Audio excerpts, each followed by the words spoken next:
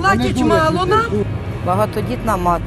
І внуків вже маю 11. Треба ж щось комусь давати. Один хлопчик хворий, бо розмовляти не вміє. Не може. Теж хочеться, щоб допомогти, щоб десь може повезти його. Вони зняли, то можна ж було щось продати, да дітям же допомогти.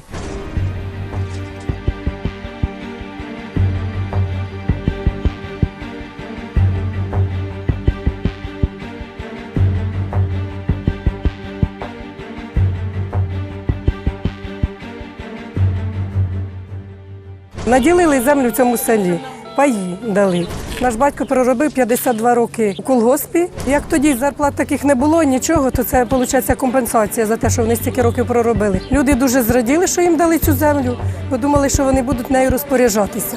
Ми зробили приватизацію землі, все в нас є, документи, все. Але ми її продати не можемо, тому що нема дозволу. Не знімають мораторій на землю. Якщо кажуть, що селяни не куплять землю, бо вона дорога, то вона в селян є.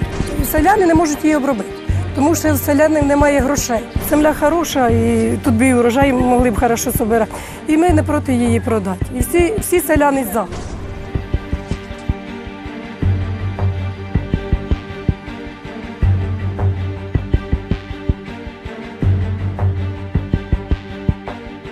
Всю життя проробив в колгоспі, заробив пай, а толку з того, що я заробив його. Год 10 гуляла земля, ніхто нічого не робив. І за що? Ми ж не обробимо, пенсіонер ми ж не обробимо її. 5 тисяч за 5 гектарів за рік. Оце і все.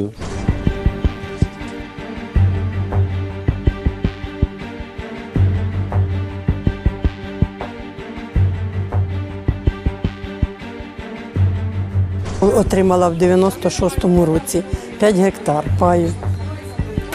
Знаходиться пай зараз у нас у фермера в оренді.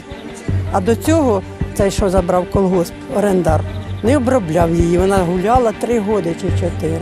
Звісно, щоб був такий закон, щоб можна було продавати. Я б з удовольствием його продала. Депутати як балакають, то вони кажуть, що фермерів вони слухають. Фермери возмущаються, що не треба продавати землю.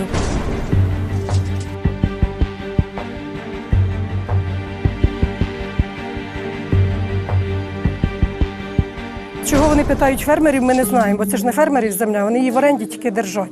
А земля селян. Це селян не треба питати. То ми б хотіли, щоб зробили такий закон, зняли мораторій, щоб ми її продали.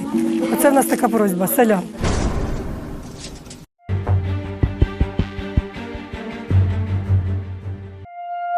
Thank you.